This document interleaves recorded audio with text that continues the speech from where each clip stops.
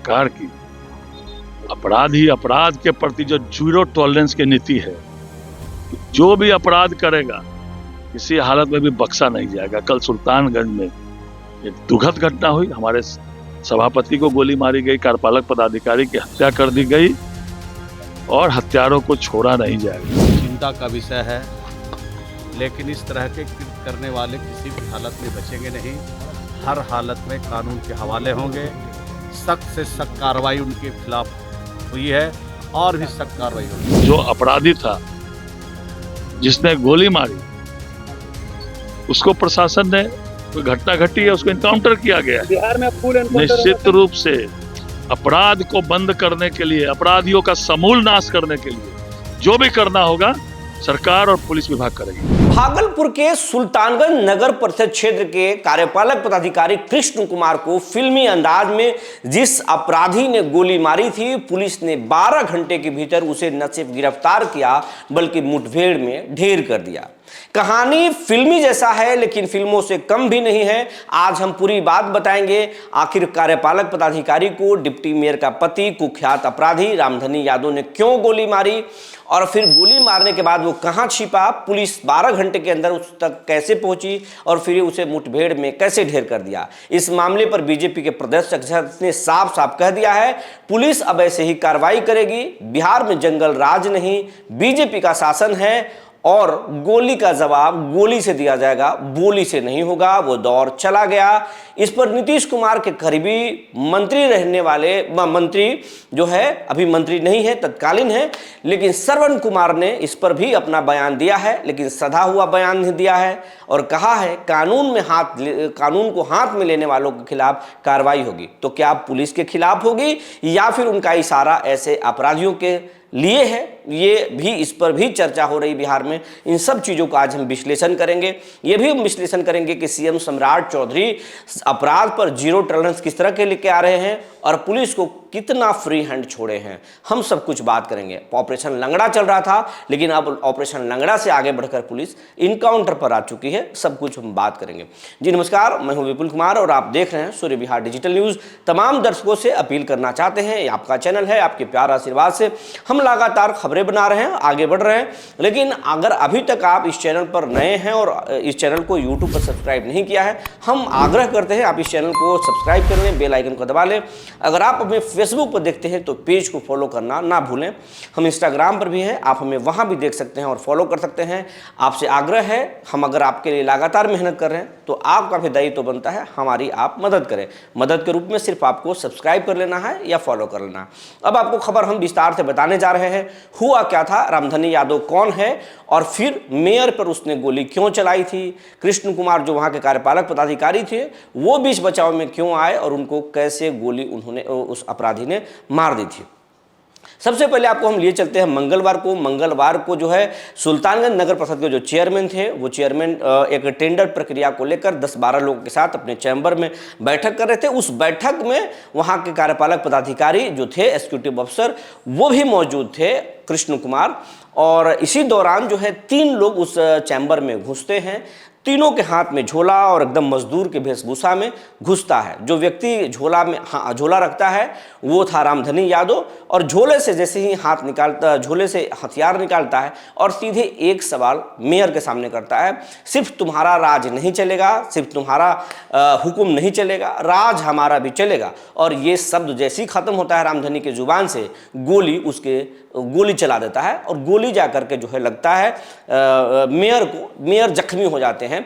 लेकिन बीच बचाव जैसे ही मौका मिलता है, कृष्ण कुमार जो एग्जीक्यूटिव अफसर होते हैं वो बीच बचाव करने आ जाते हैं, उसको पकड़ने की कोशिश करते हैं। उसके बाद में जो उसके 2 सहयोगी होते हैं रामधनी यादव के, वो दोनों एग्जीक्यूटिव अफसर को पकड़ लेते हैं। उसके बाद रामधनी यादव ने उसे सटाकर गोली मार देता है और एग्जीक्यूटिव अफसर के मौके पर मौत हो जाती है। हालांकि सारे लोग अस्पताल ले जाते हैं, डॉक्टर जहां उनके मृत घोषित कर देते हैं। मेयर का इलाज भी अस्पताल में चल रहा है। इन घटना के बाद जो है पूरे बिहार भर में लॉ एंड ऑर्डर पर सवाल खड़े हो गए। तेजस्वी यादव से लेकर के बिहार के तमाम नेता जो है इस पर बात करने लगे। मेन स्ट्रीम मीडिया में भी खबरें बनने लगी। सरकार की किरकिरी हुई, लेकिन सम्राट चौधरी ने डीजीपी से बात की, वहाँ के एसपी से बात की, उन्होंने खुद बात किया और फिर तमाम पुलिस अधिकारियों को कह दिया, गोली का जवाब गोली से दीजिए, बोली से नहीं दीजिए, मुझे काम चाहिए। ऐसे अगर अपराध हो रहे हैं तो आपका फेलियर है, सिस्टम का फेलियर है। आप ऐसे भी जो ऐसे अपराधी हैं जिनके मानसिकता जो है कि मैं राजा हूं और मैं कुछ भी कर सकता हूं, इन लोगों को पाताल लोक से ढूंढिए और इन्हें पकड़िए, कानून के दायरे में कार्रवाई कीजिए। उन्होंने कह दिया कि जरूरत पड़े गोली भी चलाइए, लेकिन कानून के दायरे में। उनका कहने का मतलब किसी को मुठभेड़ मत कीजिए, लेकिन अगर वो गोली पुलिस पर चलाते हैं तो फिर उनको जवाबी कार्रवाई भी कीजिए। अब ये मत सोचिए कि कानून का हम उल्लंघन कर रहे हैं, कोई कानून का उल्लंघन नहीं। अगर पुलिस आत्मरक्षार्थ अगर कुछ करती है तो कोई दिक्कत है। पुलिस इशारों में सम्राट चौधरी ने फ्री हैंड दिया योगी मॉडल के तहत और फिर कह दिया कि आप मेरे तरफ से इत्मीनान रहे। इसके बाद पुलिस ने अपना जाल बिछाया और उसके तमाम नेटवर्क को खंगालना शुरू किया। वैज्ञानिक पद्धति का इस्तेमाल किया गया, तमाम मोबाइल लोकेशन और तमाम तरह की चीज़ें को जो पुलिस के पास जो वैज्ञानिक अनुसंधान होते हैं, तमाम चीज़ हथकंडा को अपनाया गया। उसके आखिरी लोकेशन जो है उसके घर के 100 मीटर दूर मिली। पुलिस ने वहाँ पर उसे गिरफ्तार कर लिया। गिरफ्तार करने के बाद पुलिस उससे पूछताछ कर रही थी और जो हत्या में इस्तेमाल होने वाले जो पिस्टल थे उसे पुलिस बरामद करने जा रही थी। जैसे ही पुलिस उसे लेकर बरामद करने जा रही थी, उसी दौरान रामधनी यादव और उसके समर्थकों ने पुलिस पर फायरिंग शुरू कर दी। पुलिस ने उसे समझाने की कोशिश की लेकिन वो नहीं माना। इसके बाद पुलिस ने जवाबी कार्रवाई की और जिसमें रामधनी यादव को गोली लगी। रामधनी यादव ने भी पेट और में गोली मारी थी कृष्ण कुमार को, एग्जीक्यूटिव अफसर को। पुलिस के जवाबी कार्रवाई में भी उसे पेट में गोली लगी है और उसे कई गोली लगी है, जिसके बाद रामधनी यादव की मौके पर मौत होगी। हालांकि पुलिस अस्पताल ले गई, जहां डॉक्टरों ने उसे मृत घोषित किया। इस घटना में पुलिस वाले भी जख्मी हुए हैं, उनका इलाज भी अस्पताल में चल रहा है। इस मामले में वहाँ के एसपी ने कहा कि जो है इस तरह की घटना हुई थी, हमने गिरफ्तार किया था।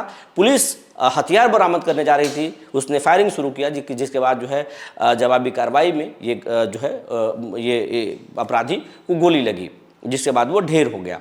ये बातें हो रही। इस मामले में मीडिया ने जब पुलिस इनकाउंटर पर सवाल उठाए, बीजेपी के प्रदेश अध्यक्ष से पूछा कि मुठभेड़ हुआ है, तो फिर बीजेपी के प्रदेश अध्यक्ष संजय सारावगी ने कहा कि गोली का जवाब गोली से होगा। ये बिहार में जंगल राज नहीं है, बीजेपी का राज है, सुशासन का राज है। यहाँ पर कोई भी अपराधी चाहे कितना बड़ा रसूखदार क्यों न हो, अगर उसे लगता है कि हम बाहुबली हैं तो उसे बिहार छोड़ देना चाहिए और नहीं तो अपराध छोड़ देना चाहिए। ऐसे ही कार्रवाई होंगी।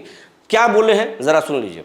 ये एनडीए सरकार की अपराध के प्रति जो जीरो टॉलरेंस की नीति है, जो भी अपराध करेगा किसी हालत में भी बख्शा नहीं जाएगा। कल सुल्तानगंज में एक दुखद घटना हुई, हमारे सभापति को गोली मारी गई, कार्यपालक पदाधिकारी की हत्या कर दी गई और हत्यारों को छोड़ा नहीं जाएगा। जहां तक पुलिस को पूरी छूट दी है सरकार ने कि या तो अपराधी अपराध छोड़ दे या बिहार छोड़ दे। और निश्चित रूप से जो रात में हम लोगों ने भी सुबह सुना, जो अपराधी था जिसने गोली मारी, उसको प्रशासन ने, कोई घटना घटी है उसको इनकाउंटर किया गया है। बिहार में फुल निश्चित रूप से अपराध को बंद करने के लिए, अपराधियों का समूल नाश करने के लिए जो भी करना होगा सरकार और पुलिस विभाग करेगी। आप ये सुन लिए, संजय सारोगी थे। इसी मामले में जब पत्रकार ने नीतीश कुमार के नजदीकी श्रवण कुमार से बात की तो श्रवण कुमार ने सधा हुआ जवाब दिया, वही जवाब जो आप सुन लीजिए। आपने भागलपुर की घटना की आपने चर्चा किया है, हमारे लिए बहुत दुखद घटना है, हमारे लिए बहुत चिंता का विषय है। लेकिन इस तरह के कृत्य करने वाले किसी भी हालत में बचेंगे नहीं, हर हालत में कानून के हवाले होंगे। सख्त से सख्त कार्रवाई उनके खिलाफ हुई है और भी सख्त कार्रवाई होगी। मतलब बिहार में मान ले कि जो अपराधी करेंगे उस पर कार्रवाई होगी, यह मान ले। कानून को हाथ में लेने का किसी को अधिकार नहीं है और जो इस तरह का कृत्य करेंगे उनके खिलाफ सख्त कार्रवाई भी होगी और उनको इसका खामियाजा भुगतना भी पड़ा। लेकिन श्रवण कुमार बोल रहे हैं कि कानून को हाथ में लेने वालों के खिलाफ कार्रवाई होगी, यानी किसको? रामधनी यादव ने कानून के हाथ में लिया, उसके खिलाफ कार्रवाई हुई। उस पर रामधनी यादव जैसे अपराधियों के खिलाफ में श्रवण कुमार बोल रहे हैं, या फिर जो मुठभेड़ हुआ है, अगर कहीं ना कहीं अगर उसमें कानून का कोई हाथ में लिया है तो उस पर बोल रहे हैं। ये स्पष्ट नहीं है, ये भी चर्चा का विषय बना हुआ है कि सधे हुए जवाब। नीतीश कुमार हमेशा कानून के दायरे की बात करते थे, कानून हाथ में नहीं रख सकते हैं, कानून के दायरे में हम कार्रवाई कर सकते हैं, ये बोलते थे।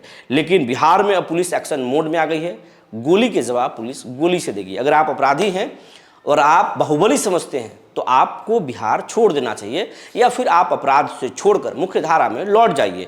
ये सम्राट चौधरी की पुलिस या सम्राट चौधरी का नसीहत है। अगर बात माने तो ठीक, नहीं तो ऐसे ही कार्रवाई के लिए आप तैयार रहिए। जो जानकारी निकल कर आई थी हमने आपको बता दिया। तब तक के लिए धन्यवाद।